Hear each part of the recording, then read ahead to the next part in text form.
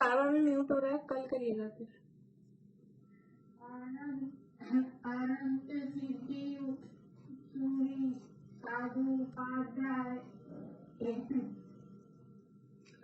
अरिहंत सिद्ध सूरी उपाध्याय साधु सर्व अर्थ के प्रकाशी मांगलिक उपकारी हैं। तिनको स्वरूप जान राग तिन्ही जो भक्ति काय को नवाई स्तुति को उचारी है। धन्य धन्य तिन्ही ते काज सब आज भय कर जोरी बार बार वंदना हमारी है। मंगल कल्याण सुख ऐसो हम चाहते हैं। हो मेरी ऐसी दशा जैसी तुम धारी है। हो मेरी ऐसी दशा जैसी तुम धारी है। मंगलमय मंगल करण वीत राग विज्ञान नमो ताई जाते भये अरहंतादि महान।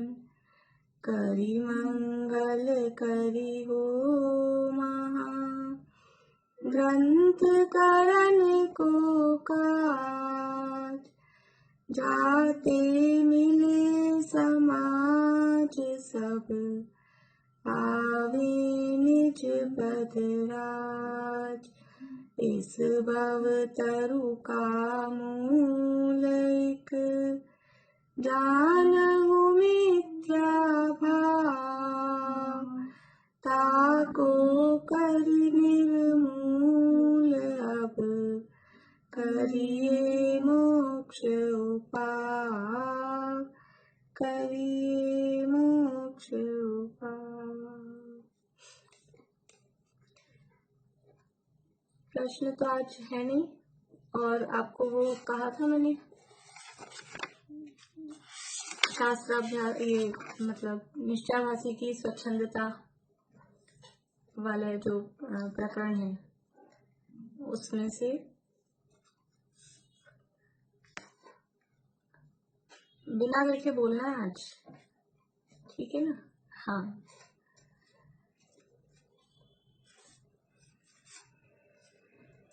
जिन शास्त्रों में अध्यात्म का उपदेश हो उन्हीं का अभ्यास करना चाहिए। अन्य शास्त्रों के अभ्यास से कोई सिद्धि नहीं है।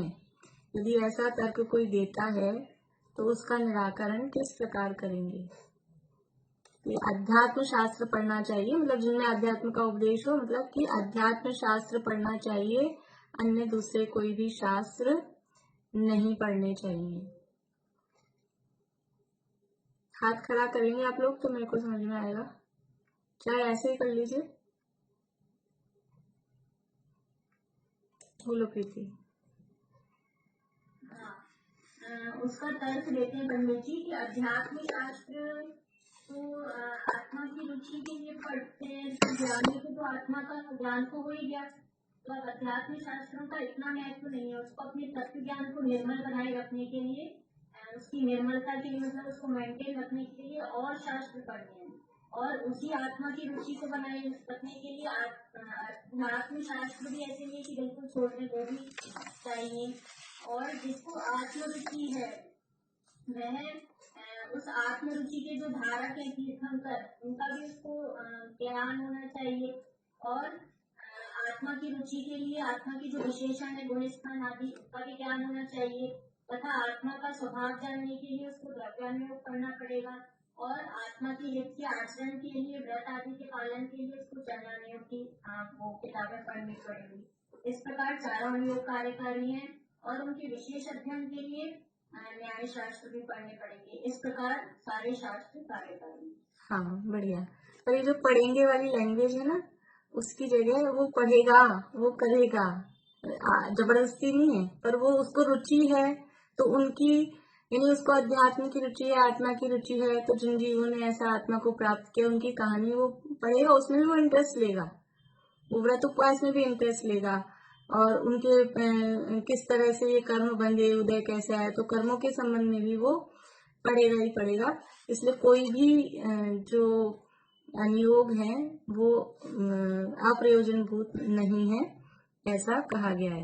ये तो जो सम्यक दृष्टि हो गई उनकी बात है, जो सम्यक दृष्टि नहीं हुए उनको भी ये सब चीजों में उनको भी इंटरेस्ट रहेगा ही, उनके लिए भी ये सारी बातें उसी तरह से प्रयोजनभूत हैं। शास्त्रों में ऐसा कहा है कि जो बुद्धि शास्त्रों में विचरती है वो तो व्यभिचारिणी है, इसलिए शास्त्र नहीं पढ़ने चाहिए। शास्त्रों में लगी हुई बुद्धि तो व्यभिचारिणी है, इसलिए शास्त्र नहीं पढ़ने चाहिए, ऐसा यदि तर्क देता है। मतलब 2 ही लोग पढ़ के आए हैं, तो हाथ खड़ा करें तो मेरे को समझ में तो आए कि पढ़ के आए हो आप लोग। मैंने कल नहीं पूछा था, बात तो हुई थी कल की, लेकिन कल ये भी पूछती, प्रश्न भी करते तो पूरा ही टाइम हो जाता। बोले पूर्णिमा आंटी। शास्त्राभ्यास करने के लिए बोला है ना, तो उसके लिए ऐसा कराना है कि बुद्धि तो अपने आत्मा की है, तो अपने स्वरूप में रखना चाहिए उसमें। अगर आत्मा में स्वरूप में कितने समय लगेगी, पूरे समय तो रह नहीं सकती है, इसलिए उसके अलावा जब आत्म स्वरूप में नहीं रहना हो सकता है तो बुद्धि को अपने शास्त्राभ्यास वगैरह उपयोग में लगाना ये होते हैं। वो जो व्यभिचारिणी कहा है वो किसके लिए कहा है कि आत्मा की बुद्धि आत्मा में लगी रहे। हाँ बढ़िया, आत्मा की बुद्धि आत्मा में लगी रहे तब तो सही है, लेकिन आत्मा में हर समय रहती नहीं है ना, तो इधर उधर जाएगी, तो फिर उसको शास्त्रों में लगाना ही उपयुक्त है। वो व्यभिचारिणी तो उस अपेक्षा से कहा है कि आत्मा में लगे रहो, इस अपेक्षा से बाहर यानी शास्त्रों में लगने वाली बुद्धि को व्यभिचारिणी कहा है। शास्त्राभ्यास निरर्थक क्यों नहीं है? यदि कोई कहता है शास्त्राभ्यास करना निरर्थक है तो उसके लिए क्या तर्क देंगे? बोले पारू नहीं, निशा आंटी।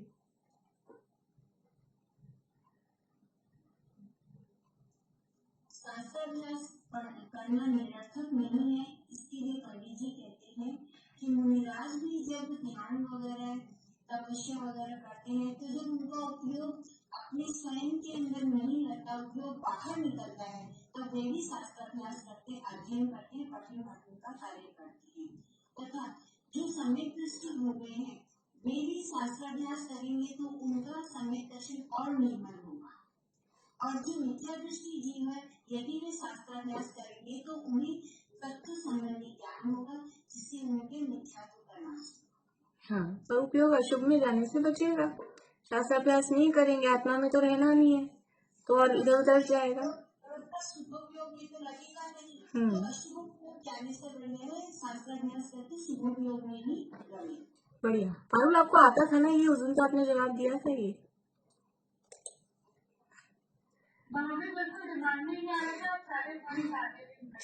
ठीक है ठीक है, अभी मैं इतना ही पूछ रही हूँ, ये शास्त्राभ्यास का ही आज।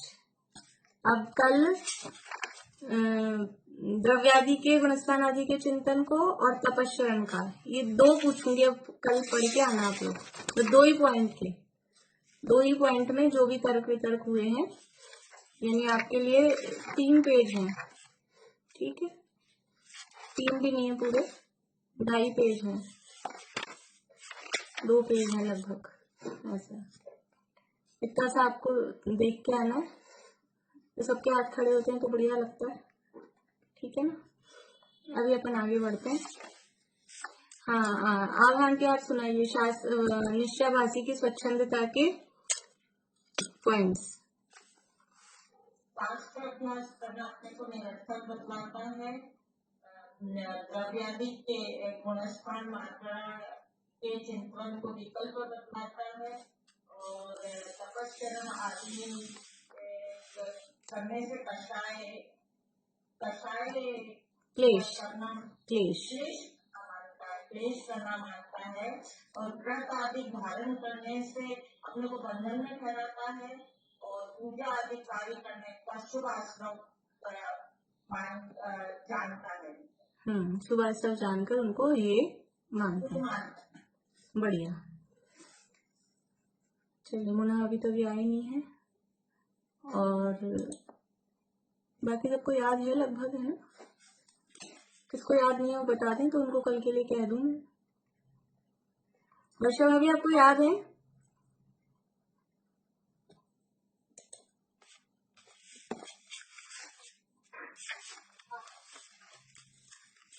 को निरर्थक बताता है और शास्त्रार्थ को निरर्थक बताता है और व्रत तपस्या के अंदर अपने आप को क्लेश मानता है।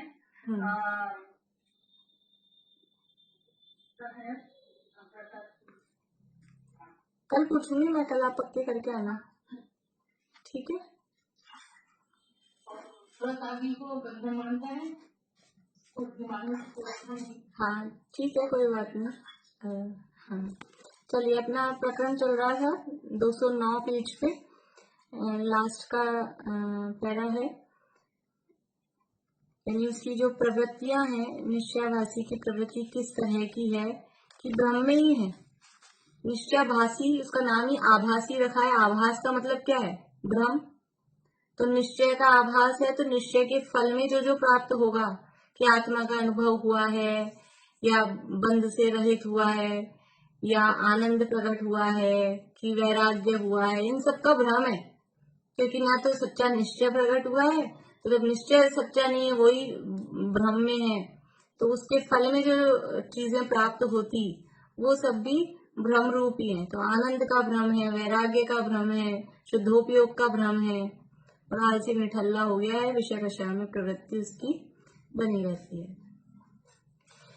तो यहाँ लास्ट पहले में यहाँ क्वेश्चन उसने किया था कि फिर वह कहता है, मतलब पहले उसको तर्क दिया, उसने तर्क दिया था कि केवल शुद्धात्मा का ही चिंतन करना चाहिए, क्योंकि उससे ही संवर निर्जा होती है, बाकी द्रव्य आदि के गुणस्थान आदि के चिंतन करेंगे तो उससे तो आश्रव बंद होगा। तो पंडित जी सामने तर्क दिया कि केवली भगवान भी तो सबको जानते हैं, उनके तो आश्रव बंद नहीं होता। तो फिर उसने पलट के कहा कि आप केवली भगवान की बात मत करो, वो तो एक्स्ट्रा ऑर्डिनरी है, छद्मस्त की बात करो। छद्मस्त के तो बंद होगा ना परद्रव्य का विचार चिंतन करने से। वो बात यहाँ कह रहे हैं कि वो कहता है कि छद्मस्त के तो परद्रव्य चिंतन से आश्रव बंद होता है, सो भी नहीं है। तो ऐसा भी नहीं है, क्योंकि शुक्ल ध्यान में भी मुनियों को छहों द्रव्यों के गुण पर्यायों का चिंतन होने का निरूपण किया है। जो शुक्ल ध्यान की अवस्था है, यानी ध्यान की जो उत्कृष्ट स्थिति है शुक्ल ध्यान, वहां पर भी जो मुनिराजों को श्रेणी के काल में होता है, श्रेणी का काल मतलब जिस समय कर्म नष्ट होते हैं, कर्म शुक्ल ध्यान है वो वास्तव में कर्मों को नष्ट करने के लिए जो एकाग्रता है। अभी तक जो हो रहा है धर्म ध्यान, उससे ऐसे कर्म नष्ट नहीं होते, लेकिन इससे वास्तव में कर्मों का नाश श्रेणी, शपथ श्रेणी या शुक्ल ध्यान के माध्यम से वास्तव में कर्मों का नाश होता है। तो उस समय भी मुनिराज जब कर्मों का नाश कर रहे हैं, आत्मस्वरूप में एकाग्र हैं, उस समय भी उनको ये द्रव्यों का, गुण पर्याय का, इनका विचार चिंतन होता है। तो उनके उस समय भी जब होता है तो फिर कैसे होता है? तब तक भी ये चीज विकल्प, मतलब ये जो चिंतन है तब तक भी चलते हैं। वो भले ही सबकॉन्शियस माइंड में रहे, अबुद्धि पूर्वक रहे, लेकिन उनसे रहित जीव नहीं हो सकता है। और अवधि मने बड़े ज्ञान आदि में परद्रव्य को जानने ही की विशेषता होती है। अवधि ज्ञान मने परे ज्ञान तो परद्रव्य को ही जानता है, फिर उनको सम्यक कैसे कहोगे? परद्रव्य को ही जानता है। तो तथा चौथे गुण स्थान में कोई अपने स्वरूप का चिंतन करता है, उसके भी आश्रव बंध अधिक है तथा गुण श्रेणी निर्जा नहीं है। पांचवें छठे गुण स्थान में आहार विहार आदि क्रिया होने पर द्रव्य चिंतन से भी आश्रव बंध थोड़ा है और गुण श्रेणी निर्जा होती रहती है। ये कंपेयर किया है, दो व्यक्ति खड़े किए, एक चौथे गुण स्थान वाला, एक पांचवें गुण स्थान वाला। तर्क क्या चल रहा है कि हम परद्रव्य का चिंतन करें या नहीं करें। परद्रव्य मतलब द्रव्यादि का। अब द्रव्यादि का चिंतन करेंगे, जैसे हम 6 द्रव्यों का चिंतन कर रहे हैं, विचार कर रहे हैं, तो एक ही है ना जीव, जीव के बारे में विचार किया, वो तो स्वद्रव्य हुआ मान लो। और जीव की भी जो नर नारक आदि अवस्थाएं हैं उन सब के बारे में विचार किया तो वो कहता है वो भी नहीं करना चाहिए। लेकिन चलो वो सब तो अपने जीव की हुई। इसके अलावा बाकी के जो 5 द्रव्य हैं वो स्वय द्रव्य हैं कि पर द्रव्य हैं? उद्गल धर्म धर्म आकाश काल। अब हमने इतना न जगन्य गुणा नाम तू गुण साम्य सदृशा नाम दैधिकादि गुणा नाम तू बंधेधिको पारिणामिको जय, ये सारे हमने पढ़े, तो आपने पर द्रव्य का चिंतन करा दिया हमको। और आकाशस्य अनंता, आकाशस्य होगा है, ये सारे जो पढ़ा दिया आपने, ये पर द्रव्य, आकाश द्रव्य पर द्रव्य है, उसका अवगाहन हेतुत्व है और उसका गति हेतुत्व है, ये सारा दिन में आप पर द्रव्य का चिंतन कराते हो। तो 6 द्रव्यों का चिंतन करने में तो पर द्रव्य का चिंतन हो रहा है, ऐसा वो सोच रहा है। तो कह रहे हैं कि ऐसा नहीं है। स्वय द्रव्य, जैसे ऊपर तो केवल भगवान का तर्क दिया कि स्वय द्रव्य के चिंतन से निर्बंध होता हो और पर द्रव्य के चिंतन से बंद होता हो, ऐसा नहीं है। अब उसमें छद्मस की बात की कि अपने जैसे लोगों में बताओ, तो अपने जैसे लोगों में बता रहे हैं कि एक चतुर्थ गुण स्थान वर्ती है और एक पंचम गुण स्थान वर्ती है। क्या अंतर है चौथे और पांचवें गुण स्थान वर्ती में? चौथे गुण स्थान वर्ती और पांचवें गुण स्थान वर्ती में क्या अंतर है? बोलो पारुल। चौथा गुण स्थान वर्ती में उसमें सम्यक दृष्टि है, वो कथनाएं कारण कर्म वगैरह धारण नहीं करता है। और पांचवा गुण स्थान वो कथनाएं देता है और उसका आखिरी पड़ाव वो चुल्लक जी है, एलक। ठीक है, बढ़िया। बेला भाभी बोलो।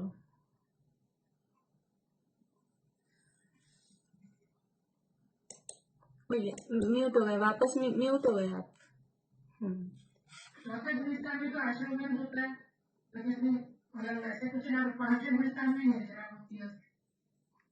नहीं, ये तो गलत ही है, आपकी बात ही गलत है, ऐसा नहीं है। चौथे गुणस्थान में तो हर समय तो मतलब जिस समय वो ध्यान करता है उस समय आश्रम बंद नहीं होता है, ऐसे होगा ना? नहीं,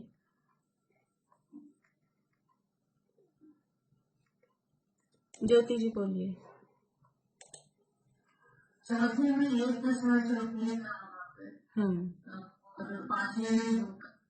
बढ़िया, ये जवाब चाहिए था। पारुल ने जो बताया वो पारुल के हिसाब से वो सही था, और वो था जवाब, वो अंतर था दोनों में। लेकिन ये तो अंतर नहीं, आश्रय बंद तो यथा योग्य चौथे में भी है और यथा योग्य संवर भी है, और यथा योग्य आश्रय बंद 5वें में भी है, संवर भी है, वो तो मैटर नहीं है। चौथे गुण स्थान में 1 कषाय चौकड़ी का भाव है और 5वें गुण स्थान में 2 कषाय चौकड़ी का भाव है। ये उनमें सबसे मेजर अंतर है। और क्या अंतर है? बाहर, ये जो पारुल ने बताया वो समझ लो बाहर का अंतर बताया, और ये अंदर आंतरिक अंतर है। बोलिए भारती आंटी। पारुल ने जो बताया वही अविरत देश बताया ना कि उसमें हाँ वही बात। हाँ, और इसमें मेन अंतर ये बताना कि इसमें 1 कषाय चौकड़ी का भाव हुआ, इसमें 2 कषाय चौकड़ी का। हाँ ये मेन अंतर। हाँ, मतलब एक आंतरिक फर्क है और पारुल ने जो बताया वो बाहरी फर्क है। तो बाहरी फर्क की अपने को बात नहीं करनी थी, अंतर वो भी है, लेकिन हम आंतरिक अंतर देख रहे हैं क्योंकि बाहरी अंतर से उससे कोई फर्क पड़ने वाला नहीं है। यहाँ जो बात चल रही है, यहाँ क्या बात कह रहे हैं कि चौथे गुण स्थान में कोई अपने स्वरूप का चिंतन करता है, उसके भी आश्रय बंध अधिक है। ये नहीं कहा उसके आश्रय बंध है, यहाँ कंपेयर कर रहे हैं, अधिक का मतलब तुलना की है। किससे अधिक है? कि 5वें 6ठे गुण स्थान वाले से। चौथे गुण स्थान में आश्रय बंध अधिक है। किससे अधिक है? 5वें 6ठे गुण स्थान वाले से। कब अधिक है? कि चौथे वाला अपने स्वरूप का चिंतन कर रहा है, मतलब आत्मा के ध्यान में बैठा है, सामायिक कर रहा है। चौथे गुण स्थान वाला सामायिक कर रहा है, तो उसके आश्रय बंध अधिक है। किससे अधिक है? 5वें 6ठे से। और 5वें 6ठे वाले क्या कर रहे हैं कि 5वें 6ठे गुण स्थान में आहार विहार आदि क्रिया हो रही है, यानी कि एक चौथे गुण स्थान वाला, एक 5वें 6ठे गुण स्थान वाले, श्रावक समझो, मुनि समझो, मुनिराज 6ठे गुण स्थान वर्ती जो अभी 28 मूल गुणों का पालन कर रहे हैं, उस क्रिया में जो लगे हुए हैं। तो चौथा वाला बैठा है सामायिक में, और 5वें वाला या मुनिराज को लो अपन, मुनिराज कर रहे हैं आहार। 5वें वाले जो देशवती श्रावक है वो कर रहे हैं आहार। ये कर रहे हैं आहार और ये बैठा है सामायिक में। किसके आश्रव बंध ज्यादा होना चाहिए? किसके आश्रव बंध ज्यादा होना चाहिए? बाहर की क्रिया से यदि हम देखेंगे तो सामायिक कर रहा है, सामायिक के काल में आश्रव बंध नहीं होना चाहिए। और ये तो भोजन कर रहे हैं, भोजन करना कौन सी क्रिया है? वो आत्मा का ध्यान तो नहीं कर रहे, तो इनके आश्रव बंध अधिक होना चाहिए। लेकिन ऐसा नहीं है, चौथे वाला सामायिक कर रहा हो तो भी उसके आश्रव बंध ज्यादा है, और पांचवें छठे वाले आहार कर रहे हैं तो भी उनके आश्रव बंध कम है इससे कंपैरेटिवली। क्यों है? उसके पीछे कारण क्या है? कारण क्या है कि आपने ढक्कन जो लगाया है, संवर जो किया है, वो आपका ढक्कन कैसा है? ये एक का ढक्कन बिल्कुल अच्छा है पक्का, और एक का ढक्कन में थोड़ी लीकेज है अभी। ढक्कन मतलब समझे कि आपने जो संवर किया है, चौथे वाले ने संवर किया है केवल 41 प्रकृतियों का ही, और पांचवें वाले ने कितने का संवर किया है? बोलो प्रीति, जोड़ के फटाफट। 51 का, 10 का और हो गया चौथे गुण स्थान में। और छठे वाले के कितना हो गया? बोलिए निशान की।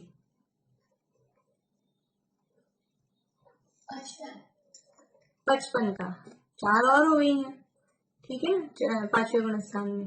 तो एक ने जो ढक्कन लगाया है वो उसकी पावर 41 है, एक की 51 है, एक की 55 है, मतलब पावर मतलब वो ज्यादा रोक रहा है। तो वो जो ढक्कन जैसा लगा हुआ है आपका संवर जैसा है, उस हिसाब से आपके यानी आपने जितने कर्मों को आना रोका है उस हिसाब से संवर होगा, उस हिसाब से निर्जरा होगी। ये संवर निर्जरा का ये आधार है, जिसे हम, ये तो हमने अभी बंध विच्छुत्ति पढ़ी है ना, इसलिए मैंने उस आधार से पूछ लिया। वरना क्या है, वो शुद्ध परिणति जो कल बात की थी ना अपन ने, कि वो आपकी मेंटेन है। एक कषाय चौकड़ी के अभाव पूर्वक वीतरागता चौथे वाले के है, और पांचवे वाले के 2 कषाय चौकड़ी के अभाव पूर्वक वीतरागता है, और छठे वाले के 3 कषाय चौकड़ी के अभाव पूर्वक वीतरागता है। तो वो वीतरागता हर समय मेंटेन है, केवल आत्मा का ध्यान करते रहेंगे तभी रहेगी ऐसा नहीं है। आप भोजन कर रहे हो तो आप प्रतिष्ठापना समिति का पालन कर रहे हैं मुनिराज, तब तो उनको बहुत आश्रव बंद होता होगा। वो तो भोजन की क्रिया तो फिर भी चलो ठीक है, अच्छी है, वो तो बहुत खराब काम है, ऐसा थोड़ी ना है। ये तो काम तो होंगे ही ना, आहार विहार निहार सभी काम होंगे। अब पांचवे वाले से छठे वाले के वही काम कर रहे हैं तो भी उनके ज्यादा है पांचवे वाले से। कि अभाव कितना है, कषाय चौकड़ी का अभाव कितना है, संवर कितना हुआ है, तो वो संवर हर समय चलता रहता है। बाहरी क्रिया या परद्रव्य का चिंतन का इसमें कोई मैटर नहीं है वास्तव में। देखिए बात समझ में आ गई वाली, फिर से पढ़ रही हूँ। तथा चौथे गुण स्थान में कोई अपने स्वरूप का चिंतन करता है, उसके भी आश्रव बंध अधिक है तथा गुण श्रेणी निर्जरा नहीं है। ये गुण श्रेणी निर्जरा चालू होती है पांचवें गुण स्थान से, और बस अभी शब्द समझ लीजिए। कुछ गुणाकार, मल्टीप्लाई, गुण मतलब गुणाकार, मल्टीप्लाई होकर कुछ निर्जरा होती रहती है, तो वो पांचवें गुण स्थान में होती है, चौथे वाले के नहीं होती। इसलिए कहा चौथे वाले के आत्मा का ध्यान कर रहा है उस समय भी आश्रव अधिक है। कितने कर्मों का आश्रव हो रहा है चौथे वाले के? कि 77 प्रकृतियों का आश्रव हो रहा है, और निर्जरा गुण श्रेणी है ही नहीं, गुणाकार रूप से उसके कर्म निर्जरित हो ही नहीं रहे। और जो पांचवें छठे गुण स्थान वाले हैं उनके वो आहार विहार आदि क्रिया होने पर द्रव्य चिंतन से भी, जब आहार कर रहे हैं विहार कर रहे हैं, तब क्या आत्मा का चिंतन कर रहे हैं? मुनिराज हैं, संघ के आचार्य हैं, विहार करना है तो विहार करने के लिए उनका विकल्प क्या चलता होगा? किस दिशा में जाना चाहिए, किस सही जगह संघ का अच्छी तरह से निर्वाह हो जाएगा, ये जगह कितनी दूर पड़ेगी, हम आज रवाना होंगे तो कहाँ तक, ये सारी बातें आचार्य को विचार करनी पड़ती है। जो संघ के आचार्य होते हैं वो पूरा यानी प्रशासक सब चीजें उनको देखनी पड़ती है। जैसे अपन कहीं एक कोई बस लेके जाते हैं यात्रा के लिए, तो जो लीडर होता है वो सारे आगे वो केबिन में ही बैठे रहते हैं रास्ता दिखाने को, इधर चलना है, इधर चलना है, इधर चलना है। जो खुद आगे होके तैयारी मतलब मेन होके लेके जाता है बस, वो कोई ज्यादा आनंद नहीं ले पाता है, वो तो इसी में लगा रहता है। ऐसे आचार्य को भी मोक्ष जाने के लिए वो अपना पद छोड़ना पड़ता है, क्योंकि वो आचार्य पद का भार वो हेडक रहती है सिर पे। तो संघ की पूरी व्यवस्था देखनी पड़ती है। तो अब वो संघ की व्यवस्था देखने के लिए जगह पूछ रहे हैं, दिशा पूछ रहे हैं, कौन सा गांव आएगा, ये सब पूछ रहे हैं। तो स्वद्रव्य का चिंतन हो रहा है कि परद्रव्य का चिंतन हो रहा है? परद्रव्य का चिंतन है। आहार विहार आदि क्रिया होने पर परद्रव्य चिंतन से भी आश्रव बंध थोड़ा है। किससे थोड़ा है? क्योंकि चौथे वाले से उससे कम है, और गुण श्रेणी निर्जा होती रहती है। यानी आहार विहार आदि क्रिया कर रहे हैं, फिर भी आश्रव बंध कम है, कर्म कम आ रहे हैं, और जो पहले बंधे हुए हैं वो ज्यादा खिल रहे हैं। गुण श्रेणी गुणाकार रूप से मल्टीप्लाई हो के वो खिल रहे हैं। और चौथे वाला आत्मा का ध्यान कर रहा है तो भी नहीं, क्योंकि ये कर्म का खिलना या संवर होना ये बाहरी क्रिया पर आधारित नहीं है। ये आपने कितनी शुद्धता प्रकट की है उसके आधार पे ये डिसाइड होता है। बोलिए भारती आंटी। मैं एक चीज पूछ रही थी कि गुण श्रेणी निर्जा आपने कहा पांचवें गुण स्थान में होती है, लेकिन सम्यक दृष्टि जब प्राप्त करती है तब तो उसका गुण श्रेणी निर्जा चौथे गुण स्थान वाले को भी होती होगी। वो देखिए वो दो है, मतलब उसमें थोड़ा सा वो है जो आप लोगों को किसी को भी प्रश्न नहीं हुआ, मुझे लगा भी था किसी को प्रश्न होगा, लेकिन आपने वो रेफरेंस वो नहीं दिया कि हमने असंख्यात गुणी निर्जा के 11 स्थान पढ़े हैं। वहां तो सम्यक दृष्टि, श्रावक, विड़ता, अनंत, वियोजक, वहां तो नाम दिया है सम्यक दृष्टि का। तो वो है वो असंख्यात गुणी निर्जरा। तो वो असंख्यात गुणी निर्जरा एक बार होती है, हर समय हर बार बार में हो ऐसा नहीं है। और ये है गुण श्रेणी निर्जरा। इनमें थोड़ा सा दोनों में डिफरेंस है, पर वो और गहराई से अपन करणानी योग के अध्ययन करेंगे तब समझ में आएगा। अभी मैं उस विषय को नहीं उठा रही, तो बस इतना समझ ले, गुणाकार रूप से कुछ निर्जरा होती है, वो गुण श्रेणी निर्जरा होती है। बोलिए। अच्छा, एक चीज और पूछ रही थी। हाँ, एक प्रश्न और, वो जैसे आज मॉर्निंग में जो उठाया था कि ज्ञानी को जिसके कारण फिर एक श्वास में वो अज्ञानी को इसमें, तो इतना डिफरेंस तो नहीं होता था चौथे पांचवें गुण में, इतना डिफरेंस नहीं होता। चौथे पांचवें में इतना नहीं है, वो तो उनके उसी प्रमाण में बताया ना, जैसे अपन ने तो अभी जैसे इनके 41 का संवर है, उनके 51 का संवर है, तो वो अपने को दिख रहा है। अभी अज्ञानी से ज्ञानी में लगाए, अज्ञानी के कितना संवर है, तो कितनी संख्या लिखेंगे अपन? 0। उसके तो 0 है, और इनके 41 का है, तो कितना बड़ा अंतर है? 0 से 41, वो कितना बड़ा अंतर है। और वास्तव में 41 तो अपने को लग रहा है 41 ही है, लेकिन वो इतना बड़ा अंतर है कि वो पूरा संसार सीमित हो गया है और अब चालू हो गया है कार्यक्रम। ये बहुत बड़ा अंतर है कि उसके तो कुछ भी निर्जरा है ही नहीं नाम, और इसके निर्जरा का प्रारंभ हो गया है, और अब वापस संसार में डूबेगा नहीं, कुछ भी हो जाए, भले ही मिथ्यादृष्टि भी हो जाएगा तो भी कैसे ना कैसे करके वो संवर तो फिर से होना ही होना है। इसलिए बहुत बड़ा अंतर है। हाँ, टूटेगा, बिल्कुल टूटेगा, गल रहा है अभी, टूटेगा भी। बोलिए पारू। नहीं, ऐसा कुछ नहीं है, ऐसा कुछ नियम नहीं है, असंख्यात बार छूट सकता है। और चौथी कक्षाएं चौकड़ी का भाव कौन से गुण स्थान में होता है? चौथी कक्षाएं चौकड़ी का भाव कौन से गुण स्थान में होता है? बोले भाई, कौन बता रहे हैं? बोले बेलवा भी नहीं। चौथी कक्षाएं कौन सी है? अरे आ जाएगा आपको, आवाज तो चालू करो अपनी, घबराते क्यों? चौथी कक्षाएं कौन सी है?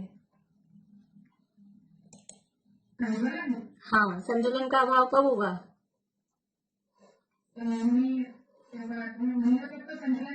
हाँ, इसके बाद में जब ऊपर चढ़ेंगे आपके 8वें 9वें गुण स्थान में होने लग जाएगा। 8वें 9वें गुण स्थान में संतुलन का उदय है कि नहीं है? तो फिर अभाव कब है? तो फिर वो 13वें भी होगा। हाँ, अनंत बन जाएंगे तब चौथे का अभाव होगा 10वें गुण स्थान के अंत में। 10वां गुण स्थान है सूक्ष्म लोभ, वहां तक वो चौथी कक्षाएं चलती है, और 10वें के बाद सीधा 12वां आता है। तो 12वें गुण स्थान में नहीं है, अनंत दशा से पहले, यानी पहले 12वां आएगा तब उसका अभाव होगा। ठीक है, 10वें गुण स्थान के अंत में चौथी कक्षाएं का नाश होता है, या कहीं 12वें में नहीं है, ऐसा समझो। तो ये 1-2 लाइन और पढ़ लेती हूँ। इसलिए स्वद्रव्य पर द्रव्य के चिंतवन से निर्जरा बंध नहीं होते, रागादि घटने से निर्जरा है और रागादि होने से बंद है। रागादि घटने से निर्जरा है और रागादि होने से बंद है। ये एक एक लाइनें ऐसी हैं और ये सातवें अधिकार की तो बहुत ही, गुरुदेव श्री ने पूरा सातवां अधिकार अपने हाथ से लिख के अपने डायरी में रख लिया था। यानी एक एक लाइन ऐसे है मोतियों जैसी। अब ये अंडरलाइन करने जैसी है। निर्जरा किससे है, बंद किससे है? रागादि घटने से। और घटने का अर्थ क्या? हमारे तो राग कम हो गया, ज्यादा याद भी नहीं आती बच्चों की, पोते पोतियों की या माँ बाप की, कुछ भी समझे, हमारा राग कम हो गया। कहीं चले गए तो फोन ही नहीं किया कि राग घट गया। ऐसा होता है, राग घट गया हमारा। क्या अभी आजकल हम ज्यादा आ नहीं रहे, लोगों से मिल जुल नहीं रहे, ना पियर जा रहे हैं, ना कोई बहन बेटियां आ रही हैं, तो उनका भी राग घट गया, हमारा भी राग घट गया। ऐसा हो गया, राग घट गया क्या? क्या आंटी 2 साल से नहीं आई बेटियां, तो राग घट गया आपका भी और उनका भी। क्या हुआ? इसका नाम घटना है। रागादि कैसे घटते हैं? कैसे घटते हैं रागादि? बोलिए रेखा जी, बढ़ जाते हैं। रागादि कैसे घटते हैं?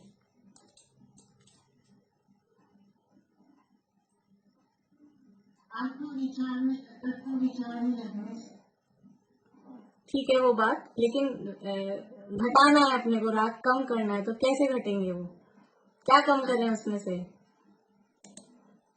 बोलिए बेला जी, फिर से बोलिए।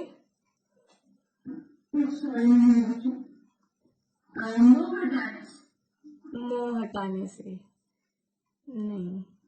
चलो पारुल बताओ। मिथ्यात्व हटाने से, मोह में, ठीक है वो बात, पर रागादि हटाने अपने को, तो किसको कम करना है? हाँ रेखा जी बोलिए, दूसरे वाले। पहले तो शरीर को ही कम करना है, शरीर का ही राग थोड़ा कम करना है, शरीर का ही सबसे ज्यादा होता है। अपन ने 1-2 दिन पहले बात की थी, बोले अनिता आंटी, नहीं? अरे चलो भी, ममता अभी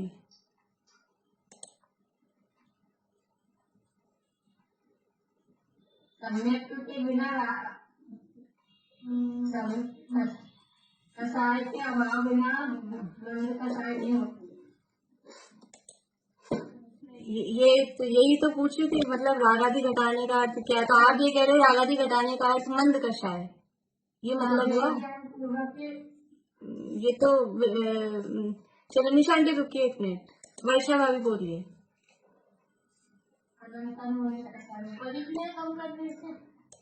अरे चलिए निशा आंटी बोलिए। परक्रम से इष्ट अनिष्ट की कल्पना हटा के रागादि को ही जानेंगे, तब रागादि घटेंगे, कसाई मंद। आप लोगों के जवाब ठीक है, लेकिन इस प्रकरण में जो हमने 1-2 दिन पहले बात की थी, बोले थी रागादि कब घटेंगे? रागादि घटना मतलब ये सब तो कषाय की मंदता का नाम रागादि घटना नहीं है। रागादि घटने से निर्जरा होती है, तो हमारे राग कम हो गए। हम जब स्वाध्याय करते हैं तो राग कम हो गया, तो निर्जरा हो रही है क्या? रागादि घटने से निर्जरा होती है का मतलब क्या है? रागादि कैसे घटेंगे? रागादि ऐसे, रागादि का मतलब कषाय, रागादि का मतलब क्या है? राग द्वेष का दूसरा नाम ही कषाय है नहीं है? परिभाषा है ना, ये कषाय की परिभाषा। राग द्वेष का दूसरा नाम ही कषाय है। तो रागादि घटने से निर्जरा होती है, मतलब कषाय घटने से निर्जरा होती है। कषाय घटना मतलब मंद कषाय होना, वो कषाय घटना नहीं है। बिल्कुल लिख लें, उकेर लें कि मंद कषाय का नाम कषाय घटना नहीं है। वो है मंद कषाय की वो दोबारा नहीं बढ़े अब।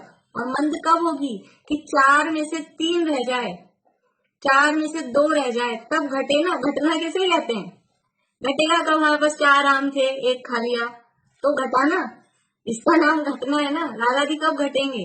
कि 4 कषाय थी, 4 रूप में कषाय थी, तो वो 3 रूप रह गई, ये रागादि घटना है। उससे निर्जरा होती है।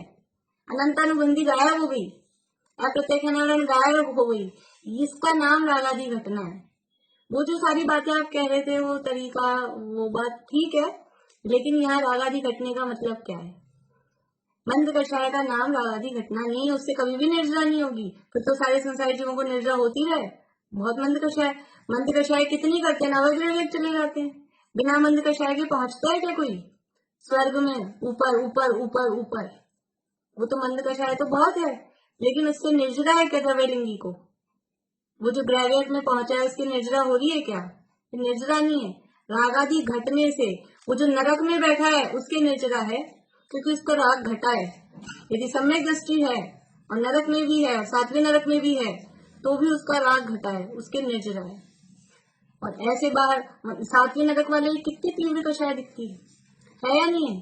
सातवें नरक में सम्यक दृष्टि तो बैठा रहता होगा आत्मा का ध्यान लगा के कि मैं तो सम्यक दृष्टि हूँ, किसी को मारूं कैसे? क्या करते होंगे राजा श्रेणिका नरक में?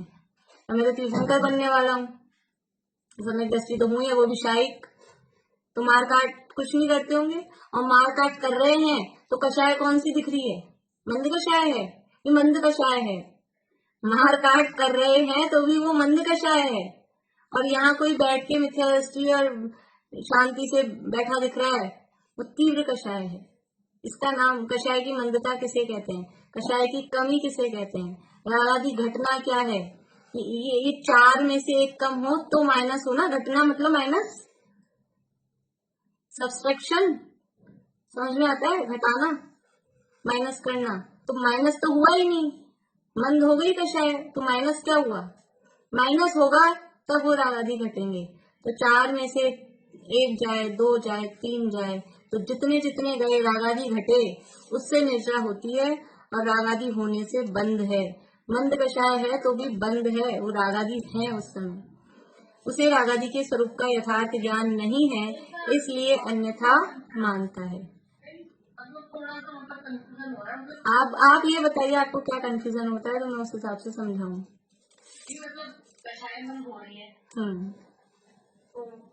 किसकी कषाय मंद हो रही है? कौन सा जीव? सम्यक दृष्टि, मिथ्या दृष्टि, आप में ऐसा कुछ कोई पर्टिकुलर बताइए किस जीव की? मिथ्या दृष्टि की और सम्यक दृष्टि। तो मिथ्या दृष्टि की कषाय जो मंद दिख रही है ना, कषाय मंद हम क्या समझते हैं? क्रोध नहीं कर रहा, चुपचाप बैठा है, वो हमको लगता है मंद कषाय है। मंद कषाई है कि झिकझिक नहीं करते किसी काम में, जो थाली में परोस दो खा लेते हैं, गुस्सा नहीं करते हैं, ज्यादा कुछ नहीं बोलते हैं, तो ये मंद कषाय, ये मंद कषाय है। लेकिन ये कषाय का घटना नहीं हुआ। ये कषाय का घटना कब होगा? यहाँ निर्जरा के प्रकरण में, संवर के प्रकरण में, कि चार कषाय चौकड़ी है, अनंतानुबंधी, अप्रत्यक्ष अनावरण, प्रत्यक्ष अनावरण, संजुलन। तो इन चार में से एक का अनंतानुबंधी का अभाव हो जाए। हम क्या करते हैं? चार कषाय हैं, क्रोध, मान, माया, लोभ, तो हम एक को घटा देते हैं, क्रोध गया इनका, तो वो भी जाता नहीं, अंदर तो बैठा ही है, बाहर में प्रकट नहीं हो रहा है, तो हम कहते हैं मंद कषाय है, इनके क्रोध गया, एक कषाय गई। और जो निरभिमानी हो तो ये भी मंद कषाई है, कोई अभिमान नहीं करते। हमको ये दो ही कषाएं दिखती हैं। लोभ वोभ तो ज्यादा समझ में आता ही नहीं, बहुत मोटा किसी के होता हो तो बात अलग है, वरना वो पकड़ में ही नहीं आता है। तो ये चार कम, इन चार में से कम नहीं करना है, क्रोध, मान, माया, लोभ में से। वो जो जाति है ना अनंतानुबंधी, अनंतानुबंधी जाति पूरी कम हो जाए तो वो चारों जाएंगी उतनी, क्रोध भी अनंतानुबंधी जन्य, मान भी, माया भी, लोभ भी। इसका नाम रागादि घटना है, इसका नाम कषाय घटना है, क्योंकि कह रहे हैं निर्जरा होती है। ऐसी कषाय मंद होती हो और उससे निर्जरा होती हो तो फिर बहुत आसान है निर्जरा करना। फिर तो मंद कषाय कर ही रहा है मिथ्या दृष्टि जीव, द्रव्यलिंगी। चमड़ी उधेड़ के और नमक मिर्च बुरको तो भी आंख लाल ना हो, ये इससे ज्यादा और क्या मंद कषाय होगी? तो भी उसके निर्जरा नहीं है। जो मुनिराज होते हैं वो आचार्य जो आपने बोला, वो अपने मन को संचालन करने के लिए कई बार तेज भी बोलते होंगे या गुस्सा भी करते होंगे, वो भी क्रोध में नहीं आए, उनके नहीं होगा। तो क्रोध है ना, कौन सा क्रोध है? संजुलन जन्य है। संजुलन की तो चारों है उनके, संजुलन क्रोध भी है, मान भी है, माया भी है, लोभ भी है, संजुलन की चारों है। तो उनका जो गुस्सा करना है वो संजुलन वाला ही है, अनंतानुबंधी है, प्रत्यज्ञान प्रत्याख्यान वाला नहीं है। चारों हैं, उस जन्य चारों है, संजुलन जन्य चारों है, गुस्सा भी करते होंगे, दिखते होंगे। अपनी जो कहानी है रक्षाबंधन वाली उसमें है ना, यानी कहीं तो ऐसा प्रस्तुतिकरण किया जाता है, उन्होंने डांटा कि तुम्हें संख्या आज्ञा का पता नहीं था क्या कि चुप रहना है, और दादा ने उसको इस हिसाब से लिखा है कि वो तो गंभीर हो गए, उन्होंने डांटा कुछ नहीं। पर दोनों तरह का इस तरह का मिलता है ना प्रकरण। चलिए ठीक है, समझ में आया ना? और किसी को समझ में नहीं है? वर्षा आगे समझ में आया आपको? नहीं आया हो तो वैसे समय हो गया, कल फिर से पूछ लेना। अगर आज सोचना विचारना फिर भी किसी को नहीं सेट हुआ हो, नहीं समझ में आया हो, तो कल ही कर लेंगे फिर चर्चा। कल मंगलाचरण कौन करेंगे आज ही तय कर लेते हैं, फिर वो सुबह शुरू में बड़ी वो होती है। भारती आंटी आप करें, कल में आप याद कर लेंगे। कल भारती आंटी, परसों अनिता आंटी आप, ठीक है। उसके बाद में वर्षा अभी आप रेडी रहिएगा फिर, और जो मंगलाचरण कर रहे हैं वो टाइम से फिर ज्वाइन भी कर लें, ठीक है। अब मुझे बता देना, मैंने 3 लोगों के नाम बता दिए 3 दिन के, भारती आंटी, अनिता आंटी और वर्षा भाभी। और जिनके पास नहीं हो, याद नहीं हो, तो वो लिख लें स्टार्टिंग की क्लास में से सुन के, ठीक है। अभी ज्योतिष जी आपने बोली थी कल जिनवाणी स्तुति बोली थी क्या? बोलेंगे?